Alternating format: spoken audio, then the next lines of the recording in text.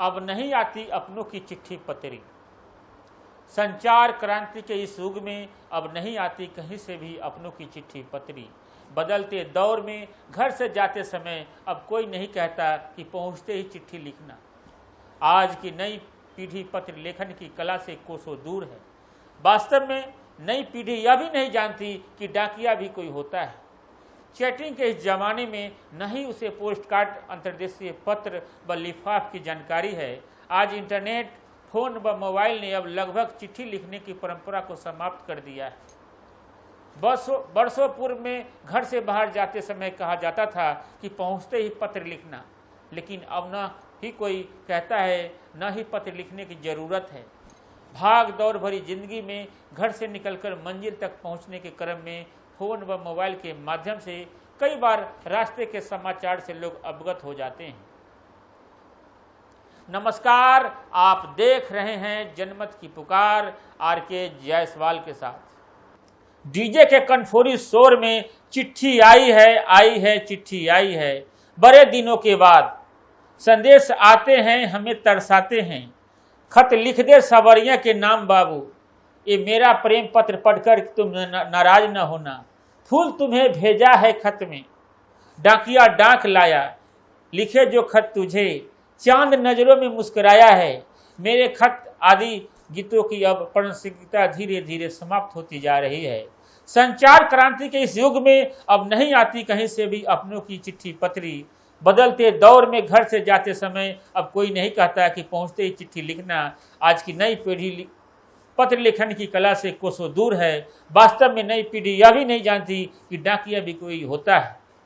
Chatting के इस जमाने में न ही उसे पोस्ट कार्ड, अंतर्देशीय पत्र व लिफाफ की जानकारी है। अब इंटरनेट, फोन व मोबाइल के इस युग में पत्र लेखन की परंपरा धीरे धीरे समाप्त होती जा रही है। एक वो मनमोहक दौर था जब अपनों के पास चिट्ठियां लिखी जाती थी और उसके जवाब के लिए बेसब्री से इंतजार किया जाता था। गेट पर डाकिया को देखकर मन खुश हो जाता था। लेकिन आज इंटरनेट, फोन व मोबाइल से ने लगभग चिट्ठी लिखने की परंपरा को समाप्त कर दिया है। वर्षों पूर्व मेरे घर से बाहर जाते समय कहा जाता था कि पहुंचते ही पत्र लिखना, लेकिन अब ना तो कोई कहता है और न ही पत्र लिखने की जरूरत है। भाग दौड़ भरी जिंदगी में घर से निकलकर मंजिल तक पहुंचने के क्रम में फोन व मोबाइल के माध्यम से कई बार रास्ते के समाचार लोग अवगत हो जाते हैं।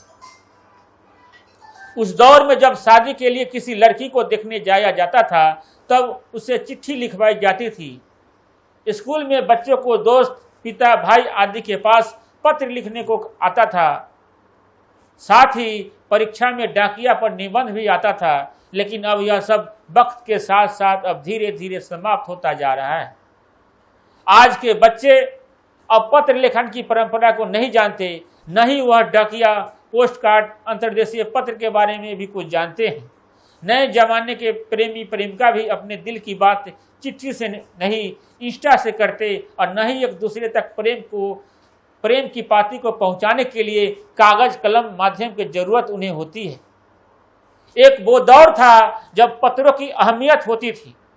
उस समय लोग गर्व से कहते थे, ये मेरे दादा की चिट्ठी है, मेरे दादाजी ने मेरे पास ये लिखा था, उनकी ऐसी सुंदर लिखावट थी, ये फला की चिट्ठी है। लेकिन मोबाइल व फोन के इस युग में अब हमारे पास वैसी कोई भी अनमोल चीज नहीं है जिसे भविष्य में किसी को कुछ दिखाया जा सके। सालों पहले परदेश में रह रहे पिया की चिट्ठी का इंतजार हो या जम्मू कश्मीर में सीमा की चौकसी कर रहे पुत्र का पिता को मनी ऑर्डर, सबको चिट्ठी ही दिलासा देती थी। यह सब संचार क्रांति से बीते दिनों की बात हो गई। आज इंटरनेट के इस युग में पल पल की खबर मोबाइल के जरिए सैकड़ों मील दूर अपने नाते रिश्तेदार के पास पहुंच रही है। इसी तरह इंटरनेट के ग्रामीण क्षेत्र में विस्तार से पल भर के भीतर रुपया उसके चाहने वालों के खाते में पहुंच रहा है। हमारी हिंदी फिल्मों के गाने जैसे फूल तुम्हें भेजा है खत में या मैंने खत महबूब के नाम लिखा जैसे गाने लोगों की चिट्ठी के महत्ता समझाते थे। पुराने दिनों में गांव में 15 दिन से लेकर 3 माह तक चिट्ठी आना सामान्य बात थी।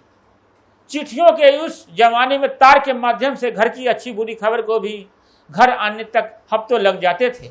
फिर भी उन दिनों असल कुशल जानने के लिए यही उचित माध्यम थे। वो भी एक दौर था जब लोग चिट्ठियों को वर्षों तक सहेज कर रखते थे। पोस्टमैन गांव में आने पर ग्रामीण बिना चिट्ठी के भी अपने स्वजन के कुशल पोस्टमैन से पूछ लेते थे। लेकिन अब मोबाइल की गांव गांव पहुंच से बच्चे से लेकर बूढ़े तक, यहाँ तक कि अनपढ़ महिलाएं मिस कॉल के माध्यम से अपने चाहने वालों से बिना पैसा खर्च किए बात कर ले रहे हैं। अब ग्रामीण क्षेत्रों में स्थित बैंकों के CBS के माध्यम से इंटरनेट से जुड़ने से मिनटों में भेजने वाले का पैसा उसे लेने वाले खाता धारक के पास पहुंच जा रहा है। करवट लेते समय स्कूल कॉलेजों में गुरुजनों द्वारा पत्र लिखने के प्रकार भी अब कोर्स से गायब हो गए हैं। इनकी जगह कक्षों में कंप्यूटरों ने ले ली है। हालांकि इस तकनीक का पूर्ण ज्ञान पुराने जमाने के अध्यापकों को न होने से प्राथमिक विद्यालय से डिग्री कॉलेज तक सरकार द्वारा दिए गए कंप्यूटर केवल कक्षा की शोभा बढ़ा रहे हैं।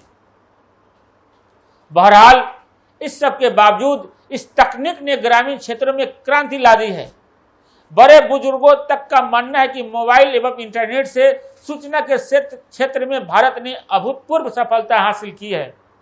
हमारी डाक सेवाओं ने यह बदलने में मदद की है कि कैसे लोग एक दूसरे के साथ कठोर तरीके से संवाद करते हैं। हालांकि इंटरनेट के दिनों से पहले लोगों को मेल के संबंध में अंतर्राष्ट्रीय नीतियों के कारण एक दूसरे को पत्र और पैकेज प्राप्त करने में वास्तव में कठिन समय लगता था। विश्व डाक दिवस यहाँ लोगों को यह याद दिलाने के लिए है कि कैसे डाक सेवाएं सभी के लिए आसान हो गई जब दुनिया भर के देशों ने आखिरकार एक समझौते पर पहुंच गए जो मेल को संसाधित करने के तरीके के बारे में कुछ बदल देगा। विश्व डाक दिवस का उद्देश्य लोगों को इस बारे में शिक्षित करना है कि कैसे दुनिया भर के डाक कार्यालयों ने वैश्विक संचार को आगे बढ़ाने में मदद की है और सभी को एक दूसरे से अधिक जोड़ा है। यूनिवर्सल पोस्टल यूनियन 1874 में शुरू हुआ जब इसे बर्न की संधि डाक द्वारा नीतियों को स्थापित करने में मदद करने के लिए स्थापित किया गया था। बर्न की संधि एक अंतर्राष्ट्रीय सम्मेलन का परिणाम थी जिसे स्विस सरकार द्वारा आयोजित किया गया था ताकि अलग अलग डाक को नियमों को एकीकृत किया जा सके ताकि मेल को स्वतंत्र रूप से आदान प्रदान किया जा सके, जबकि नीतियों को अद्यतन करने में मदद करने के लिए संधि में कई बार संशोधन किया गया। यूनिवर्सल पोस्टल यूनियन ने एक सार्वभौमिक फ्लैट द्वारा स्थापित करने में मदद की है जिस पर मेल दुनिया में कहीं भी भेजा जा सकता है। इसने डाक विभागों को यात्रा करते समय कई देशों में अधिकार बनाए रखने में मदद की और प्रत्येक देश को अर्जित धन को बनाए रखने की अनुमति दी। विश्व डाक दिवस इस संधि को मनाता है क्योंकि इसने अब लोगों को मेल भेजने और प्राप्त करने के तरीकों को आकार देने में मदद की है। इस दिन को मनाने के लिए लोग समय निकालकर किसी प्रियजन, परिवार के किसी सदस्य या किसी करीबी को मेल भेजते हैं।